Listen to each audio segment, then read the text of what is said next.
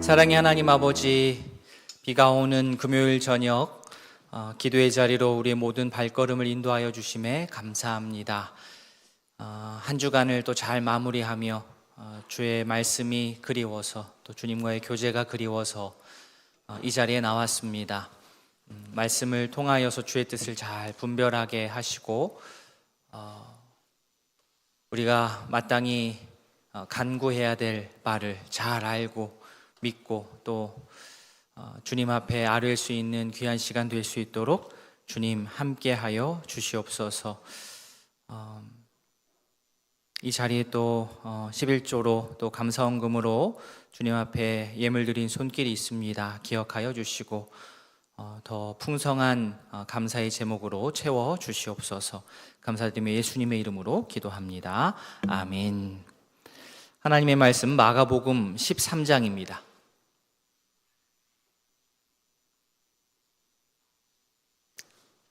신약성경 78면 마가복음 13장 14절부터 20절까지. 마가복음 13장 14절부터 20절까지 한 절씩 교독하겠습니다. 멸망에 가증한 것이 서지 못할 곳에 선 것을 보거든 읽는 자는 깨달을진저 그때에 유대에 있는 자들은 산으로 도망할지어다. 있는 자는 내려가지도 말고 집에 있는 무엇을 가지러 들어가지도 말며 밭에 있는 자는 겉옷을 가지러 뒤로 돌이키지 말지어다. 나는 아이 벤 자들이 젖먹 있는 자들에게 화가 있으리로다. 이 일이 겨울에 일어나지 않도록 기도하라. 이는 그날이 환난의 날이 되겠습니다. 하나님께서 창조하신 시초부터 지금까지 이런 환난이 없었고 후에도 없으리라. 같이 봅니다.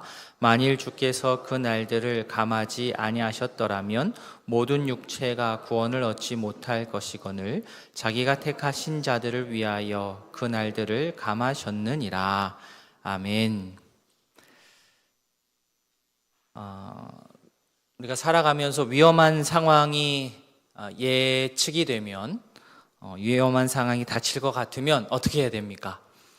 도망가야 됩니다. 도망가야 됩니다. 화재, 아니면 지진, 쓰나미 등의 조짐이 보이면 지켜보고 있으면 안 되고 도망가야 됩니다. 대피 사이렌이 울리면 그 사이렌에 맞춰서 얼른 도망가야 됩니다. 대피할 타이밍을 잘 잡아야 됩니다. 14절 말씀, 오늘 시작하는 14절 말씀이 이렇게 나와 있죠.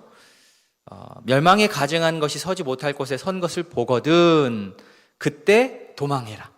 도망하는 그 얘기를 지금 14절에서 이렇게 얘기하고 있습니다. 자, 도망하는데 어디로 도망합니까? 산으로 도망합니다. 자, 산으로 도망하는 그때 도망가기로 딱 마음을 먹고 도망가야 되는 그때 그 사인, 그 기준이 뭐냐면 14절에 따르면 멸망에 가증한 것이 서지 못할 곳에 딱 섰을 때 그때가 대피 사이렌이 울린 겁니다. 이런 일이 딱 벌어졌다 그러면 그냥 이렇게 가만히 있으면 안 되고 얼른 도망쳐야 된다는 거죠. 자, 그렇다면 또 궁금한 것이 많습니다. 14절에 그럼 멸망에 가증한 것이 과연 무엇이냐? 이 가증하다라는 단어가 나온 구절을 이제 찾아보면 조금 힌트를 얻을 수 있습니다. 열왕기상 11장 5절. 이는 시돈 사람의 여신 아스타롯을 따르고 암몬 사람의 가증한 밀곰을 따름이라. 열왕기상 또 11장 7절 앞부분에 모압의 가증한 그모스를 위하여 이렇게, 그렇죠? 우상 앞에 이 가증한 이 말이 계속해서 나오고 있습니다. 또 멸망에 가증한 것, 이러한 좀 긴 문장이 다니엘서에도 나오거든요. 다니엘 11장 30절. 매일 드리는 제사를 폐하며 멸망하게 하는 가증한 것을 세울 것이며. 자, 계속해서 반복되는 가증하다라고 얘기하는 것은 어떤 것과 연관이 되어 있냐면 이방의 신, 이방신과 연관이 되어 있습니다. 그러니까 좋은 뜻은 아니죠. 이 가증한 것이 다니엘서 말씀을 통해 보자면 멸망과도 연관이 됩니다. 자, 그렇다면 서지 못할 곳, 14절에 나왔던 서지 못할 곳은 어디겠습니까? 자, 멸망을 가져오는 가증한 우상들이 절대 있어서는 안 되는 곳은 어디일까요? 물론 다 있어서는 안 되죠. 멸망에 가증한 것이 어디 있는들 우리가 다 허용할 수 있겠습니까마는 정말 있어서는 안 될 곳이 어디겠습니까? 바로 하나님의 거룩한 성전입니다. 물론 성전 아닌, 우리가 이건 예배당이죠. 성전은 아니고 예배당이지만 예를 들면 멸망에 가증한 것이 밖에서도 있어서도 안 되겠지만 감히 이곳 강대상 위에 딱 있다면 끔찍한 일이죠. 있어서는 안 될 일, 있어서는 안 될 일이 바로 그 일입니다. 이 둘을 종합하면 언제 도망해야 되느냐? 하나님의 거룩한 성전에 있어서는 안 될 가증한 것이 딱 섰을 때, 그 일이 벌어지면 그것이 사인입니다. 그때 산으로 도망해야 됩니다. 물론 이때가 언제냐에 대해서 막 신학자들은 여러 가지 역사적인 사료를 종합해서 8가지 정도로 막 얘기를 하는데 그것은 이제 생략을 하도록 하고요. 자, 그런데 예수님의 오늘 이 대피 명령이 매우 독특합니다. 보통은 전쟁이 난다든지 어떤 난리가 나면 어디로 도피를 하냐면 성으로 도피를 합니다. 성이 보호해주기 때문이죠. 성 안으로, 난리가 나면 이 성벽 안으로 들어가는 것이 도피입니다. 그런데 예수님께서 오늘 말씀하실 때 어떻게 도피하라고 하냐면 성에서 도피하라. 성으로부터 나와서 도망하라고 권하십니다. 왜 이렇게 말씀하십니까? 이 당시, 예수님 당시 예루살렘은 성도들에게 또 시민들에게 도움을 주는 요새가 되어주지 못하고 이제 오직 죽음과 하나님의 심판을 당하는 곳이 될 것이기 때문입니다. 이 얼마나 슬프고 또 무서운 이야기입니까? 예루살렘 성이 사람들에게 보호를 해주고 도움을 주는 곳이었는데 이제는 시대가 바뀌어서, 때가 바뀌어서 사람들이 살기 위해서는 예루살렘을 떠나야 되는 그런 때가 온다는 겁니다. 신앙을 지키기 위해, 요즘 그렇게 말하고 교회 나가는 젊은 친구들을 본 적이 있습니다. 목사님, 제가 신앙을 지키기 위해서 교회를 나갑니다. 저희 교회는 그런 일이 없어야 되겠지만, 그죠? 얼마나 이렇게 급하게 대피해야 되느냐? 15절, 16절에 그 급한 상황들을 표현하기를 이렇게 표현했습니다. 지붕 위에 있다. 그런데 이 대피 사이렌이 울리면 내려가지도 말라는 거예요. 집에 있는 무엇을 가지러 들어가지도 말라. 밭에서 막 일하다가 겉옷을 가지러 뒤를 돌아보지도 말아라. 그 정도로 급박하다는 겁니다. 꾸물거릴 시간이 없습니다. 자, 보통 평화가 깃든 일상적인 삶의 현장이라고 한다면 우리가 가슴이 두근거리고 참 좋을 때가 여러 인생에 있어서 여러 일들이 있지만 그 중에 하나가 오늘 말씀에 따르면 아이를 출산하여서 품에 안을 때입니다. 그때의 그 감격이 다 있지요. 물론 이제 조금만 커도 말을 안 듣지만 그래도 막 태어났을 때는 너무 예쁩니다.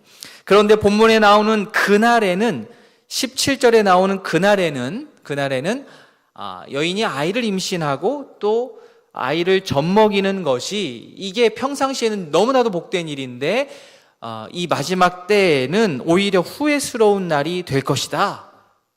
최고의 인간으로서 최고의 복이 오히려 최고의 불편함과 화가 되는 날이 온다. 17절 말씀, 그 날에는 아이벤 자들과 젖먹이는 자들에게 어떻게 해요? 화가 있으리라.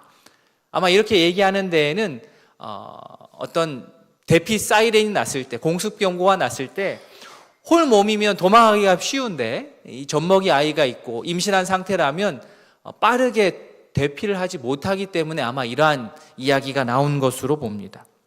그 사랑스럽고 귀한 아이들인데 오히려 이 아이가 나를 더 죽음에 가까이 가도록 화를 불러일으키는 그런 존재로 여겨지는 날, 상상만 해도 참 끔찍하고 참 무섭고 하지 않습니까? 이 가운데 예수님이 더 무섭게 추가로 말씀하시기를 18절에 이 일이 겨울에 일어나지 않도록 기도해라. 그렇죠? 쓰린 데에다가 더 막 소금을 뿌리는 듯한 아주 강력한 말씀이죠. 말 그대로 진퇴양난. 춥다고 그냥 성이 안에 있으면 그래도 죽고, 그렇다고 겨울에 대피하자니 여러 어려움이 또 밖에서 기다리고 있고, 이러지도 못하고 저러지도 못하고. 자, 성전은 백성들을 지켜주는 곳이 맞습니다. 피할 수 있는 곳이었는데 원래 그게 맞는 용도인데 어떻게 해서 이렇게 예수님으로부터 호되게 꾸지람을 받고 혼나는 상황이 연출됩니까? 하나님과 상관없이 사람들이 자기 확신만 가지고 자기 의로움만 막 내세우다 보니까 하나님하고 상관없는 성전이 되어버렸습니다. 이게 모순이죠. 예배당이라고 하는데 하나님하고 상관없는 예배당이 될 수 있을까 싶지만 인간의 교만이 그렇게 올라오면 그런 모순된 일이 일어납니다. 실제로 예수님 당시에 성전이 그렇게 부패하였습니다. 성전에 대한 잘못된 생각, 성전에 대한 잘못된 충성으로 인해서 헛된 확신, 헛된 어떤 안도감 때문에 하나님이 이 성전은 무조건 지키시게 되어 있어 라는 그러한 개인적인 잘못된 확신 때문에 오히려 역설적으로 이 예루살렘 성 근처에 머물면 더 큰 재앙을 당하게 되는 상황을 맞이하는 겁니다. 성벽이 결국 나를 지켜주지 못합니다. 아무리 성전 가까이에서 24시간 365일 숙박을 한다 해도 하나님께서 우리와 함께 하지 않으시면 아무리 내가 있는 이 성벽이 요새가 성전이 두께가 이렇게 두꺼워도 다 쓸모가 없는 겁니다. 예수님께서 이렇게 무서운 말씀을 오늘 본문에서 쏟아 놓으시는 이유가 무엇이겠습니까? 제자들이 오늘 1차 청중은 제자들이니까요. 제자들이 또 지금 현 시대에 이 말씀을 읽고 있는 우리가 이 마지막 때 종말의 때 이 두려움에 사로잡혀가지고 일상생활을 하지 못하도록 예수님께서 우리에게 겁을 주시려고 이 말씀을 하셨을까요? 그렇지 않습니다. 예수님께서 이렇게 강력하게 좀 겁나게 무섭게 이 말씀을 하시는 이유는 우리로 하여금 정신을 차리라는 겁니다. 우리 눈앞에 임박한 이러한 세상의 마지막 때의 징조들, 종말의 징조들을 알아차리지를 못하고 있으니 정신 차리라는 그런 뜻이에요.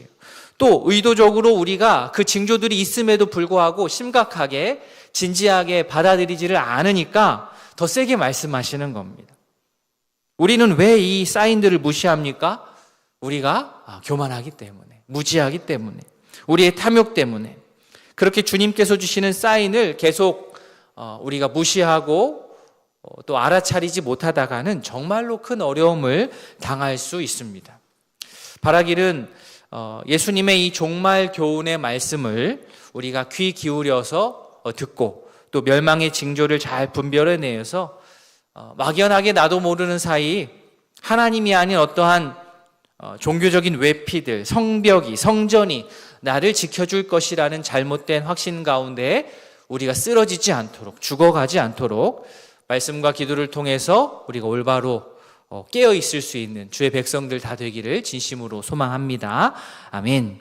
예수님의 이 말씀을 현 시대에 살아가는 크리스찬인 우리들은 어떻게 적용해야 되겠습니까?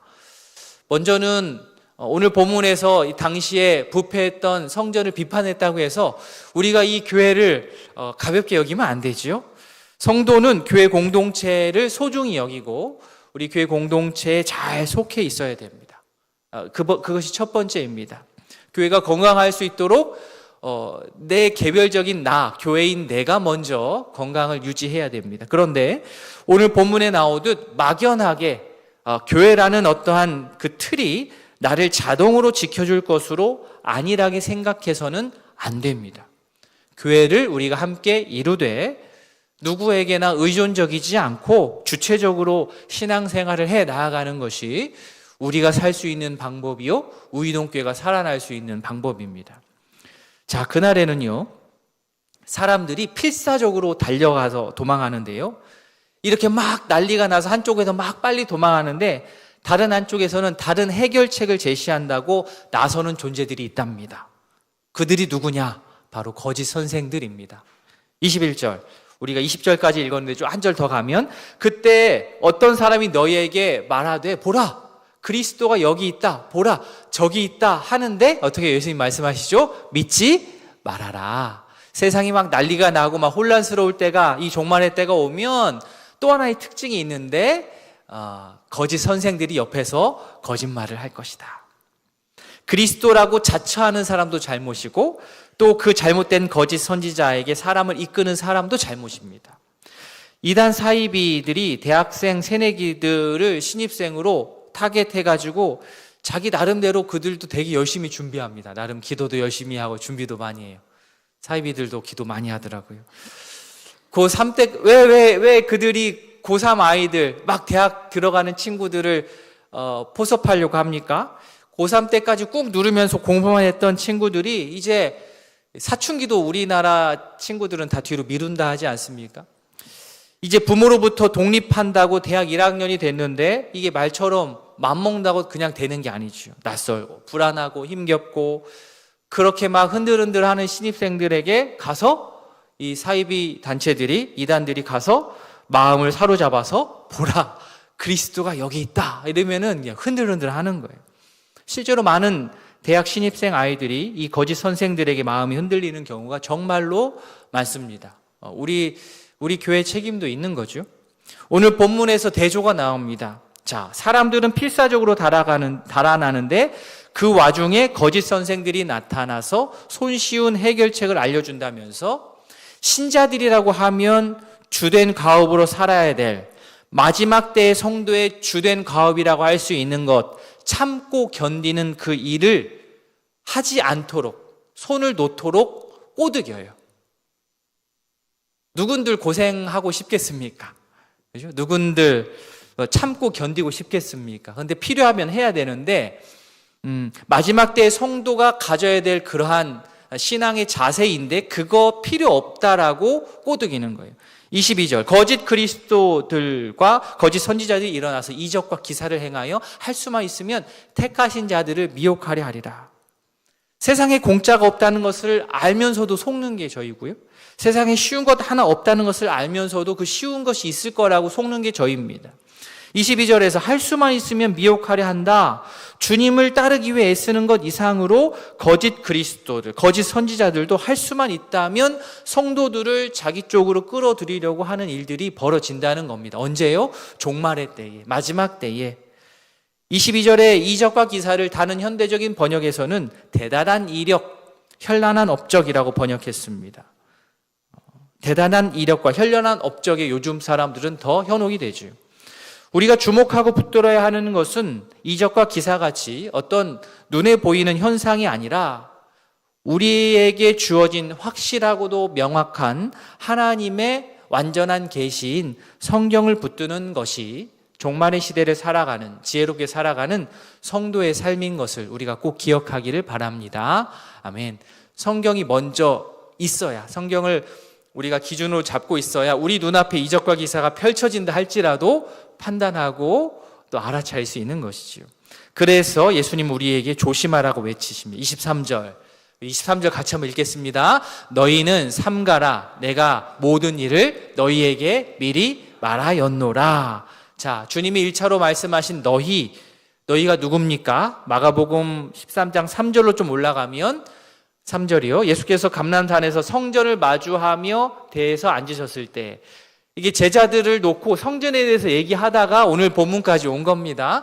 베드로, 야고보, 요한, 안드레한테 이 얘기를 해주는 거예요. 그리고 지금 2024년 9월 오늘 20일을 살아가는 서울 땅에 있는 우리에게도 예수님께서 말씀을 하시는 거죠.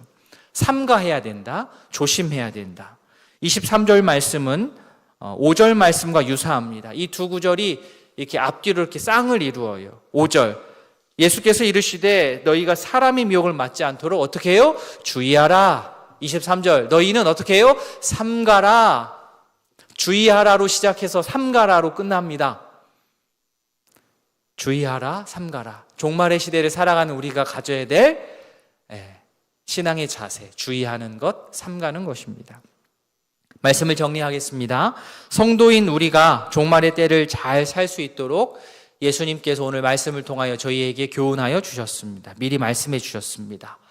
이적과 기사를 쫓지 않고 대단한 어떤 이력과 현란한 업적에 현혹되지 않는 그러한 심지가 굳건한 곧은 그러한 성도가 되기를 바랍니다. 여러모로 불안정한 그런 세상입니다. 안정되지 못한 요소들이 참 많지요. 그러나 이럴 때일수록 흔들릴수록 성도인 우리는, 신자인 우리는 중심을 잘 잡아야 됩니다. 성도에게 분별력이 더 많이 요구되는 그러한 시대입니다. 급변하는 상황 가운데 하나님의 말씀을 기준 삼아 우리가 중심을 잘 잡고 종말의 때를 지혜롭게 살아가는 모든 우이동교회 가족들 될 수 있기를 진심으로 소원합니다. 아멘. 우리 앞에서 찬양했던 찬송 중에 우리 180장, 찬송가 180장 하나님의 나팔소리 있는데요. 예전 스타일 우리 박수 치면서 우리 하나님의 나팔소리 1절부터 3절까지 찬양하시고 말씀을 기억하며 그러면 기도하는 시간 갖겠습니다.